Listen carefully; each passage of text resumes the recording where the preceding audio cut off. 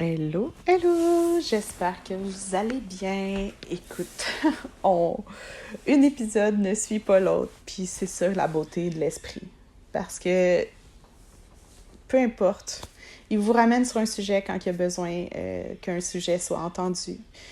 Mais le but de cette deuxième saison était de vous montrer la grâce qu'il y a eu dans notre vie.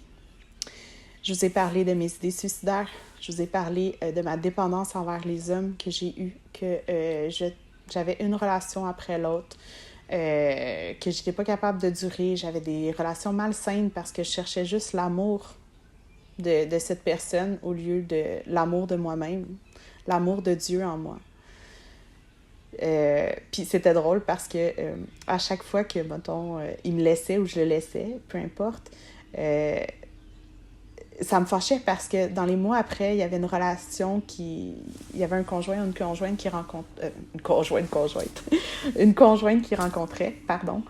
Puis ils vivaient leur relation parfaite. Puis je me disais, Colin, pourquoi moi, je suis pas capable de vivre une relation?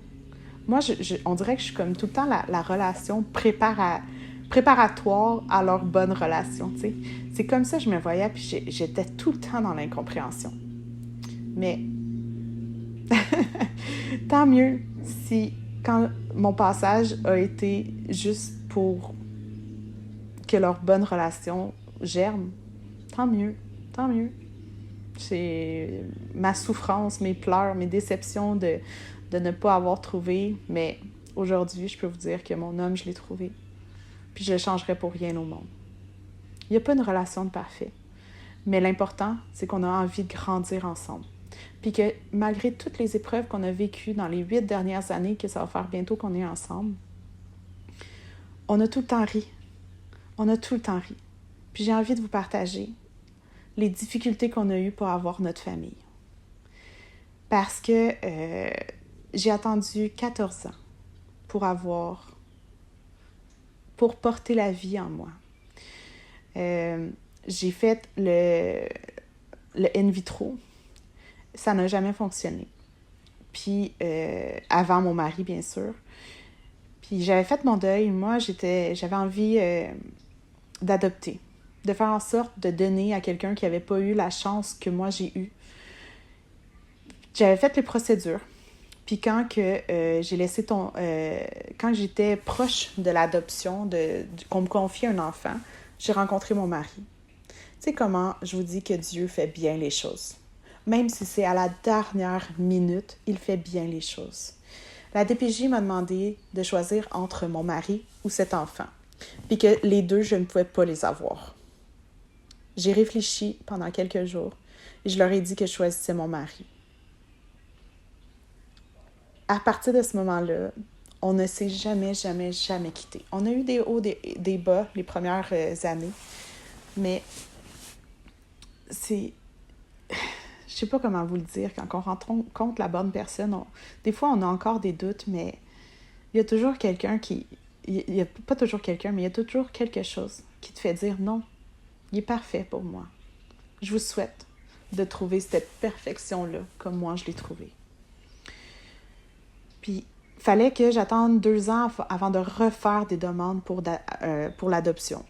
Donc, mon mari me disait, écoute, on va essayer la fertilité. On n'a pas essayé ensemble. Bon, OK. Puis j'avais tout le temps une petite lueur en moi qui me disait, OK, gars, vas-y, tu perds rien.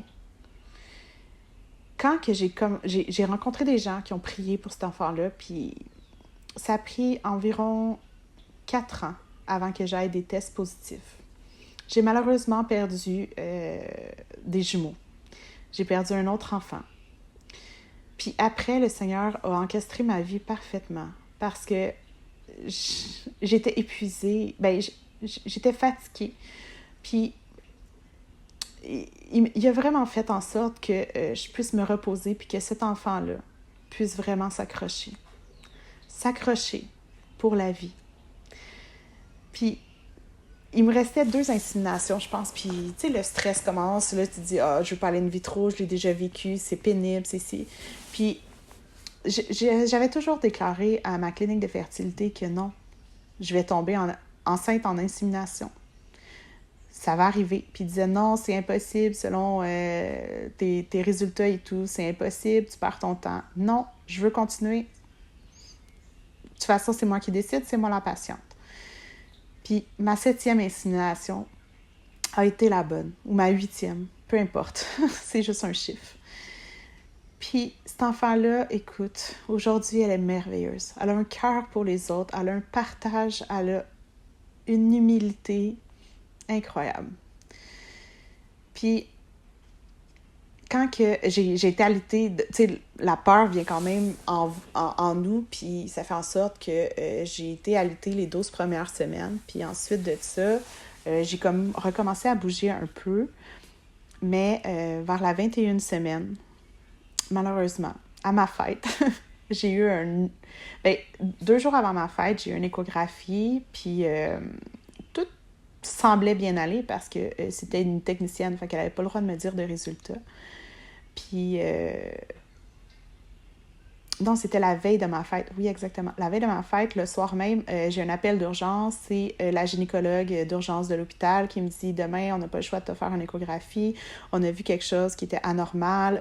On doit revérifier. » Fait que je me dis « Ah, ben, gars, tant mieux, pas de stress. » Tu sais, j'étais quand même dans la paix du Seigneur ou dans l'insouciance, peu importe. Moi, j'aime mieux dire la paix du Seigneur. Je me disais, ben regarde, c'est une bénédiction de pouvoir revoir mon enfant, notre enfant, que nous avons tant entendu. Cette journée-là, écoute, ils m'ont dit que je devais être allaitée à 100%, que je devais rester à la maison, que je devais le bouger le moins possible parce que sinon, il y avait des risques que je puisse perdre cet enfant-là. Écoute, notre univers a un peu chamboulé, mais on était quand même un peu en paix. Ensuite de ça, une semaine plus tard, ils nous ont transféré... 2 jours plus tard, ils nous ont transféré à un hôpital qui est plus réputé pour ça, que les gynécologues sont vraiment dans le grossesse à risque et tout. Puis suite à 2 échographies à une semaine d'intervalle, ou quelques jours, peu importe, là, ils m'ont dit... À 21 semaines, tu es allaitée à 100%, tu es à l'hôpital parce que tu n'as plus de col. Malheureusement, tu vas être à l'hôpital jusqu'à ton accouchement qui devrait être dans les prochains jours. Ils nous ont demandé si on arrivait dans une recherche, on voulait faire ça parce qu'il était trop tard pour attacher le col, un cerclage qui appelle pour être sûr que le bébé ne tombe pas et qu'il puisse grandir le plus longtemps possible. Puis c'est à ce moment-là, ils m'ont dit, tu as 1 heure à peu près pour aller faire ta valise et revenir à l'hôpital. On t'attend, on prépare ta chambre. Je vous cache pas que ça a été pénible, le retour à la maison, puis je vis encore l'émotion, mais écoute, je vis l'émotion avec une joie incroyable parce que cet enfant-là est incroyable, tu sais. Puis, donc c'est ça, on arrive, puis là, je regarde mon mari, j'ai dit, j'ai besoin de ma Bible. Chérie, j'ai besoin de ma Bible, puis je la trouve pas. Puis je m'assois sur une chaise, puis je me dis, Seigneur, si tu veux que je la porte, montre-moi où qu'elle est. Ça a été surnaturel, j'ai levé les yeux et je suis tombée dedans. Je suis tombée, là, vraiment sur la Bible. Puis je me suis dit, voyons donc, ça fait 6 fois que je regarde là, puis je la vois pas. Quand on demande au Seigneur, il ouvre nos yeux. Si on ne demande pas, il nous met un voile sur nos yeux, qu'on ne voit pas nécessairement tout le temps. Donc, je suis rentrée à l'hôpital. Cette nuit-là a été atroce. J'ai pleuré. J'ai eu une coloc de chambre incroyable qui ne faisait que des va-et-vient devant mon lit, qui parlait au téléphone. Écoute, j'ai pleuré et pleuré encore. Je me suis abandonnée à lui. J'ai dit, Seigneur, si tu veux sincèrement que je m'abandonne, c'est maintenant que je m'abandonne. Je te laisse le contrôle de cet enfant. C'est ton enfant de toute façon. Je te laisse le pouvoir de choisir quand qu'elle allait naître. Parce que de toute façon, je suis en paix. Parce que tu as le contrôle sur cet enfant. C'est ton enfant. Moi, je suis juste le corps qui la porte. Tu me l'as confié pour prendre soin. mais ça reste ton enfant. Le lendemain matin, il y a une infirmière qui était chrétienne à ce moment-là. Ben, encore là, pardonne-moi, elle est toujours chrétienne, mais on a eu une connexion, même encore aujourd'hui. On se demande des nouvelles mutuellement parce que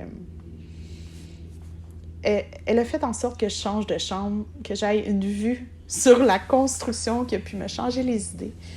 Et le lendemain, on devait rencontrer tous les spécialistes qui allaient essayer de sauver cet enfant.